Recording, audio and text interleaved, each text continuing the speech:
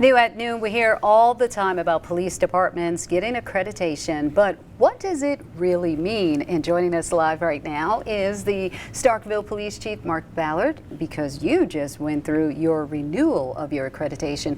What does it mean and why should the community care? Well, that's correct. First of all, let me thank you for having us here today and being able to carry on this discussion.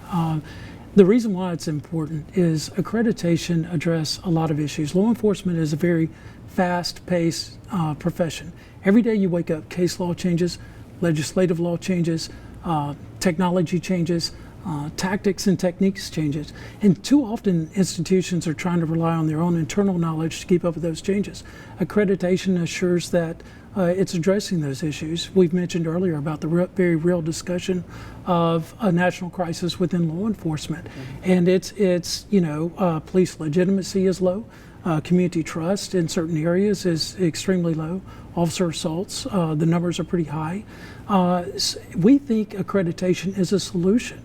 5% of the departments or public safety agencies in the nation are nationally accredited, and they constitute probably 25 to 30% of the police officers that serve in those agencies. So we feel as though if more people become aware of accreditation and the purposes of it, that law enforcement as a profession will continue to elevate.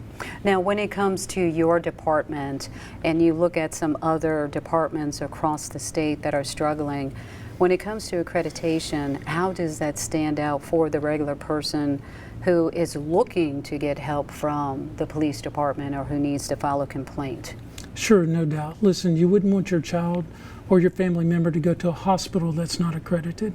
You probably wouldn't send them to a higher institution that's not accredited. Start asking the question, especially every year is an election year, as to how you can become accredited. How can you get law enforcement services from an accredited agency? It addressed issues like pursuit, use of force, evidence management, criminal complaints against employees. It lays down a barometer of standards that are a very high model. And it's not just putting it in writing. You have inspectors that read over it. You have evaluators that fly in. Ensure that what you're putting on paper is what you're doing on the street. And I think that is a key, and that in the long term that establishes community trust.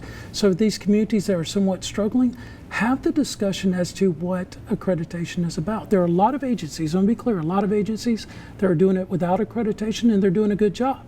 What I'm advocating for is let's work smarter rather than harder, and let's get this profession where it needs to be at an extremely high standard. All right then. Well, thank you so much there, Chief Ballard, for joining us this afternoon and teaching everyone the importance of accreditation. Thank you for having us. All right. Still to come on WTV 89 News.